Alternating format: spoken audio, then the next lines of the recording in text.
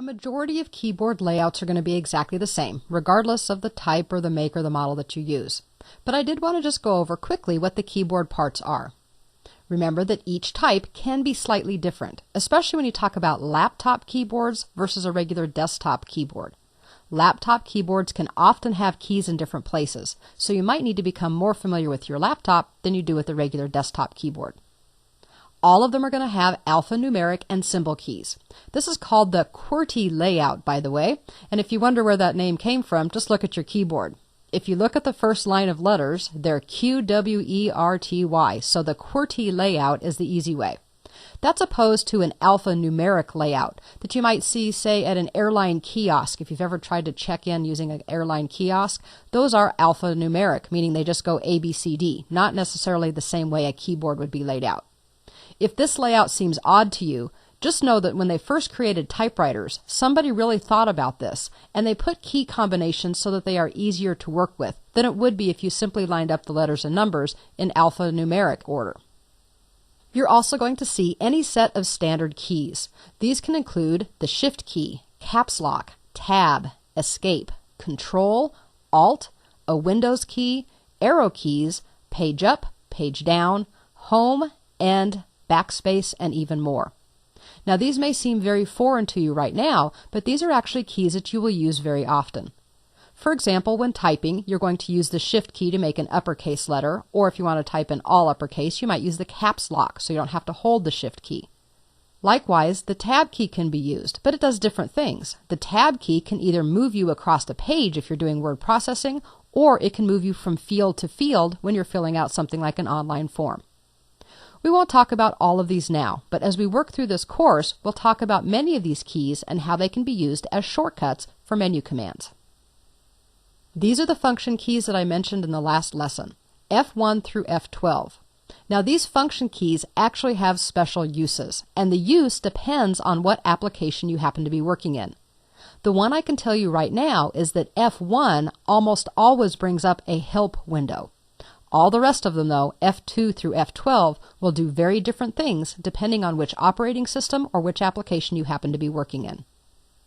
As I mentioned, you also might have a 10 keypad for quick numeric entry, which is great when you're trying to enter a lot of numbers. Accountants especially love this. And you might also have those special media or computer keys. With this in mind, let's actually take a look at an actual keyboard so we can see where all of these different parts reside. Now remember, this actually is just a sample keyboard, and your keyboard may be a little bit different. I've also brought up a picture of a keyboard that is used sometimes for people with visual impairments.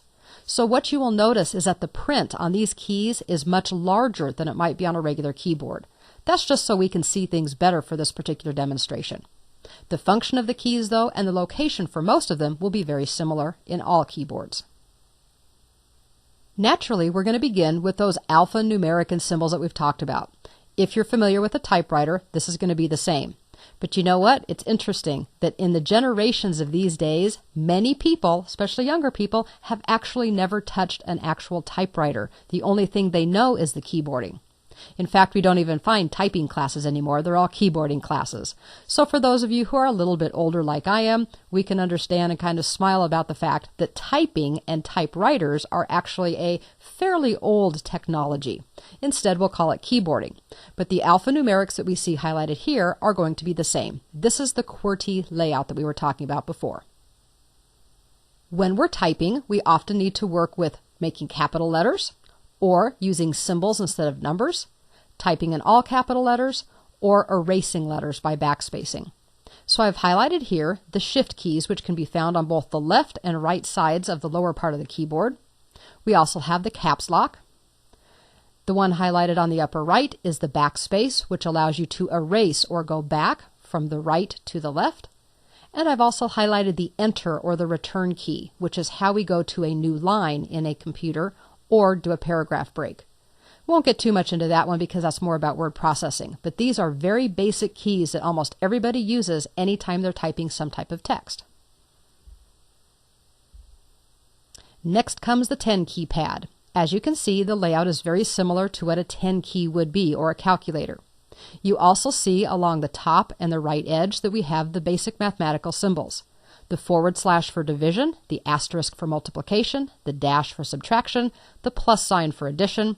There's also an enter key, which allows you to set an entry. And another key that's important is on the upper left. This key is the numlock key. If you ever are typing and you're trying to type numbers on your 10 key, but instead it's moving the cursor, it means you need to press that key. When this is disabled, you can see, for example, on the number 4, there's a left arrow. If the numlock is not on, then pressing the number 4 is actually going to move your cursor to the left. Likewise, the number 6 moves it to the right, the number 8 moves the cursor up, the number 2 moves it down, and you can see that there are other things there as well, like page up, page down, home, and end. So, if your 10 key isn't typing numbers and you want it to, press the numlock key.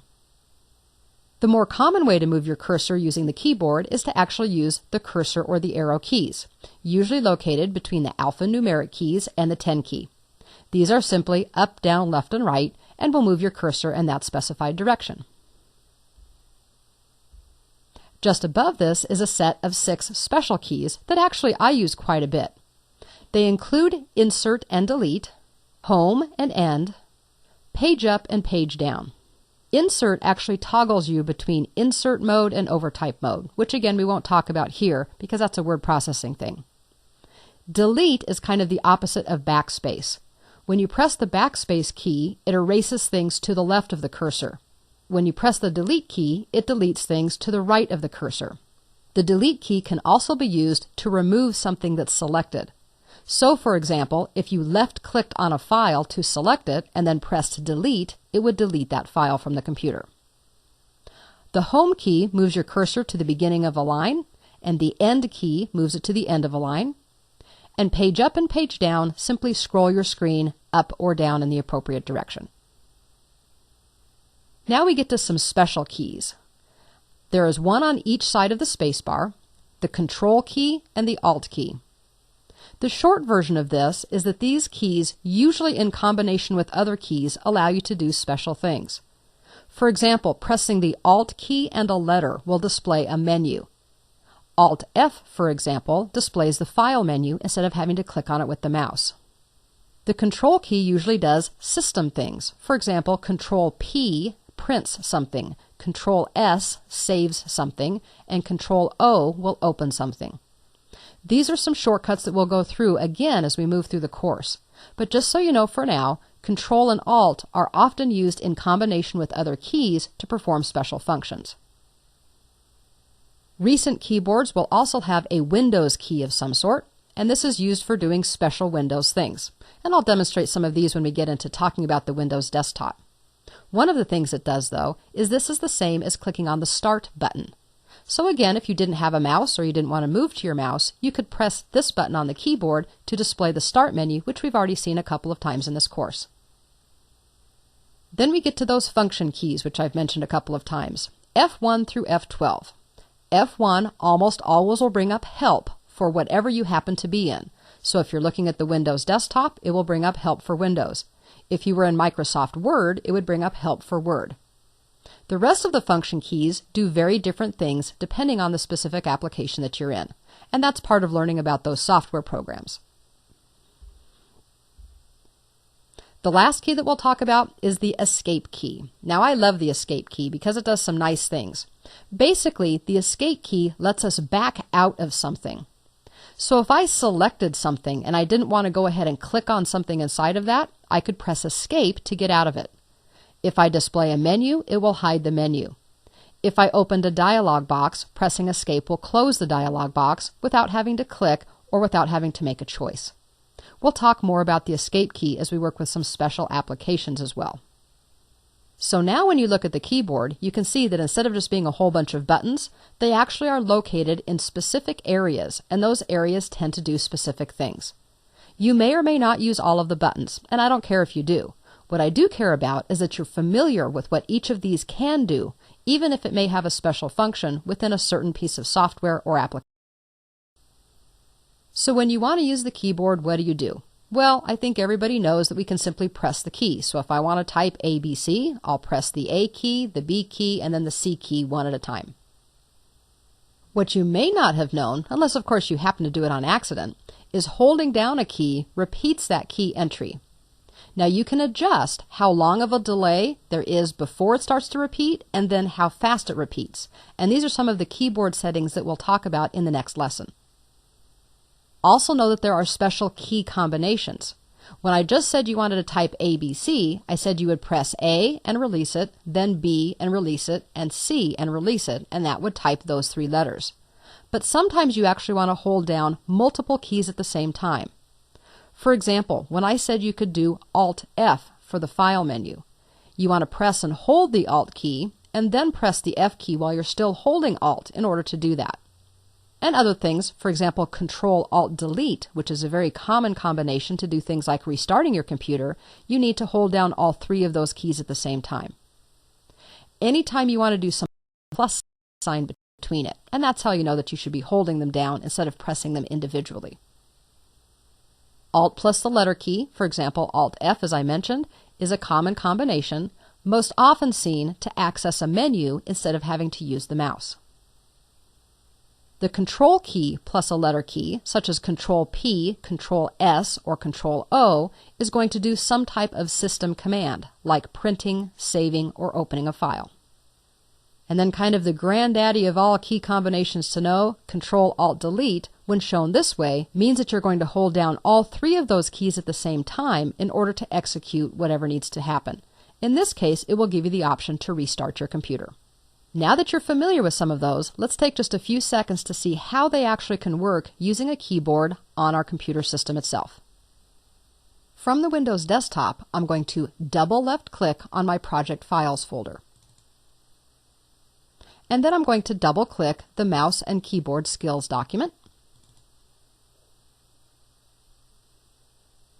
And that actually opens this document up. Now we can do a lot of different things with the keyboard that will be easy for you to see using a word processing document. And we'll start off by using the arrow keys, the set of 4 keys between the 10 keypad and the main set of keys on your keyboard. You'll notice that right now there's a blinking cursor, a blinking vertical line before the W in Welcome to the World of Personal Computing. I'm going to walk you through the keys that I'm pressing to show you how I can move the cursor. If I press my right arrow once, twice, 3 times, you'll see that every time I press the right arrow key, it moves over 1 character. Likewise, if I press the left arrow once, twice, and 3 times, it moves the cursor back to the left, 1 character at a time. If I press the down arrow, that moves me down 1 line at a time. So I'm pressing it down once, twice, 3 times, and again I've moved down 3 lines, and the same would happen if I press the up arrow 2 times. Now let's move up to the set of 6 keys that are above the arrow keys. Remember that we have an end key. Notice that my cursor is now blinking about 1/3 of the way across the first line of text. If I press Home, which I'm doing now, it moves my cursor to the beginning of that line. And if I press End, it moves the cursor to the end of that line. So this is much faster than going left, left, left, left, left, left, left, left, left for however many characters there happens to be. Home will move it to the beginning, move it to the end, and then you can use the arrow keys if you want to move 1 or 2 characters in the other direction. I'm going to press my down arrow 1, 2, 3, 4 times, and also press End to make sure that I am at the end of the last line of text.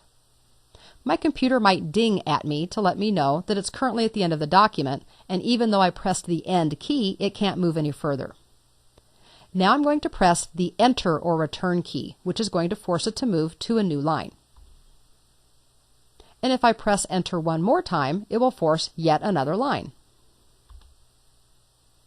Now I'm going to move to the left side of my keyboard and find the Tab key.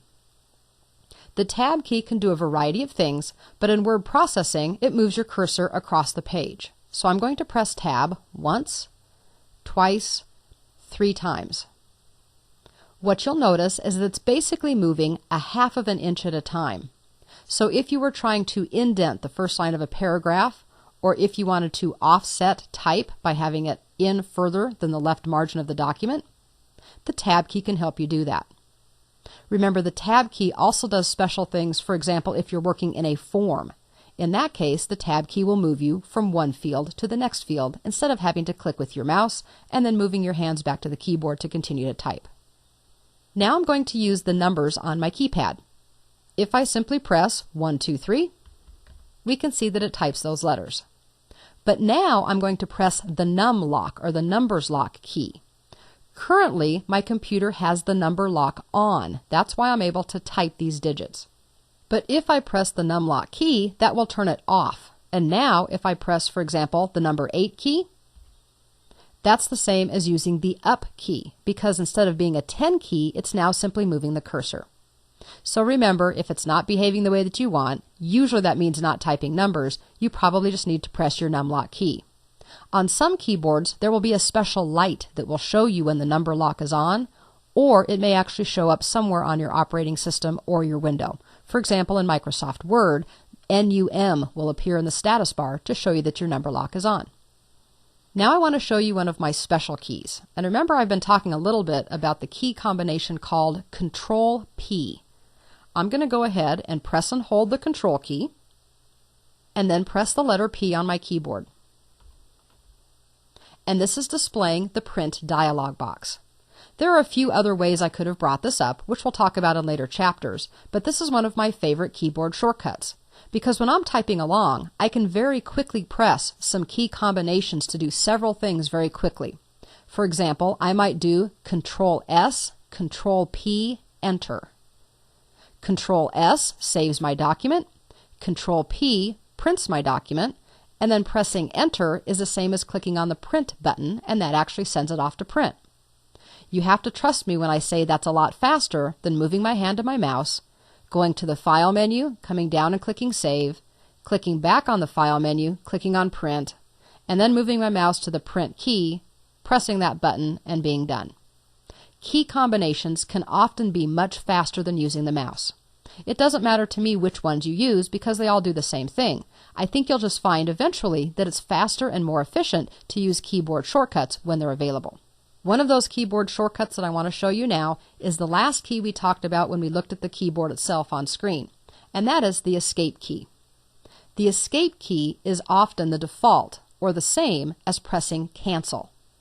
We have a Cancel button on the bottom of this window, and I could click on it to close the box without printing. But I can also press Escape, which I'll do now. That makes it go away, which is perfect. And now you've seen a little bit about how your keyboard can work within a word processing document. I'm going to move over to the right side of this window and do a single left click on the red X to close it out. Since I've added some changes, I am not going to save these changes. So I'm going to do a single left click on the button that says Don't Save. Then I will also close out the folder by clicking on the red X on the top right side of its window. Before we finish up though, I promised I would show you an example of an on-screen keyboard. So I'm going to click on my Start button. If you're using Windows Vista or Windows 7, you'll be able to do exactly the same thing I am. If you're using Windows XP, this option isn't available, at least not quite as easily. So let me just demonstrate it to you here. I'm going to type On-Screen Keyboard.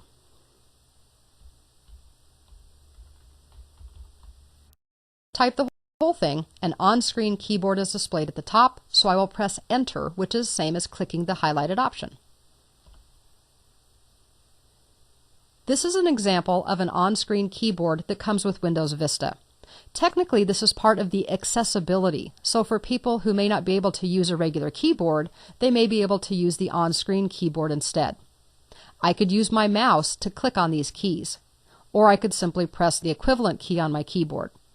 The point is that this is what you might see on a lot of mobile devices or things that have touch screens. These are the type of variations that you'll see a lot of. Now, if this isn't the issue, the ability to type on a keyboard, then maybe your issue could be just typing itself. Well, that's not exactly what this class is about, but let me make a quick recommendation. If you need some typing help, there are some free typing tutorials you can find on the internet by simply searching for free typing tutorial. There's also some software that's been around for forever, and while I usually don't make specific recommendations, this one I will. It's called Mavis Beacon Teaches Typing, and it's the equivalent of the old keyboarding classes or typing classes that some of you may have taken in the past. It takes you through some drills and just lets you practice and get more efficient at typing. In my opinion, though, the best thing that you can do is to simply start using your computer. You have to trust me that when you just start using it, very quickly you will get much faster and much more proficient at your typing skills. But regardless, now you're familiar with what keyboards do, what some of the different regions or areas of keys are, and even seen some examples of how you can use them on your computer. The Windows operating system actually has some settings that can adjust how the keyboard behaves, just like we had settings for the mouse. Fortunately, the keyboard only has a couple of settings, unlike the mouse, which can be very time-consuming. Let's go ahead and take a look at these, though, by moving down to the bottom left of the screen and clicking on our Start button. If you're on Windows XP, you would then need to click Control Panel and then double-click your keyboard settings. On Windows Vista and Windows 7, we can simply type Keyboard.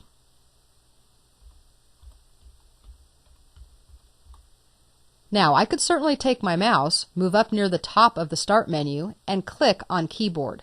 But because we're talking about the keyboard, I'm going to use my arrow keys instead.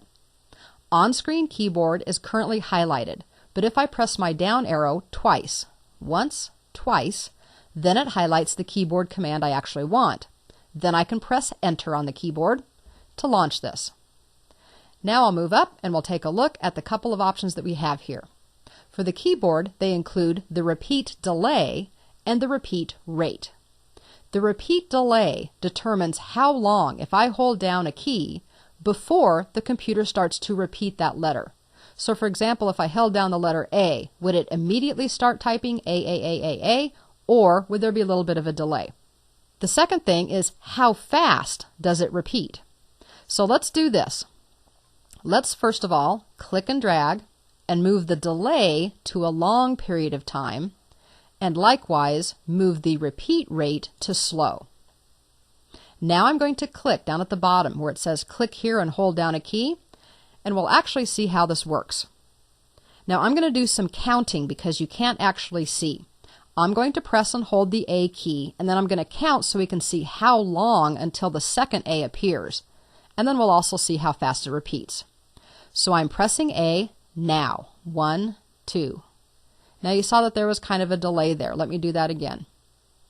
I'm using my backspace key to get rid of those A's. Hold, and there it goes.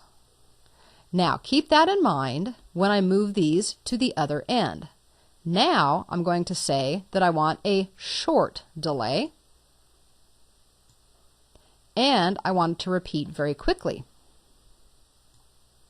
Now I'll move back down and I'll click, move my cursor out of the way so you can see it, and now press and hold now, and you can see almost immediately, and it's a lot faster. Now for this particular computer, I'm not seeing as much of a difference as I do on some other computers. So actually, your operating system, your processor, and a lot of other different things like hardware can make a difference on how this appears. The point is that if you're ever typing and you tend to be the kind of person that presses your keys slowly and maybe tends to hold them down a little bit longer than a faster typist, if you end up getting multiple letters when you didn't want them, you can come in here and you can say, I want to make the repeat delay longer, and I want to make the repeat rate slower. That way it will work the way that you want it to. The one last thing that we have in here that's not completely related to the keyboard, but it's at the very bottom of this dialog box, is something called the cursor blink rate. For most people, the default is going to be comfortable, and we can see it over here. If you want to make it go faster, you can drag the slider, and you can actually bring it all the way down where it actually is none. Now I don't ever recommend that, because if you look at this, we have a hard time seeing that that's a cursor. It looks more like it could be a letter L. So we always want to have it somewhere. The point is that you want to have it fast enough that it's easy for you to see, but not so fast. And honestly, one of the reasons they added this is because they have found the blink rate for people who may have seizure tendencies can actually cause them to have small seizures, sometimes larger ones. That's not something we want. So for most of us, it's just going to be an optical thing. How do we want to see it? But for other people, there may be some medical reasons why you want to slow down your cursor rate. That's all we wanted to look at. So I'm going to go ahead and click Cancel because I don't want to save any of these settings. And now I know how to set up my keyboard to behave just the way I want it to accommodate the type of typing style that I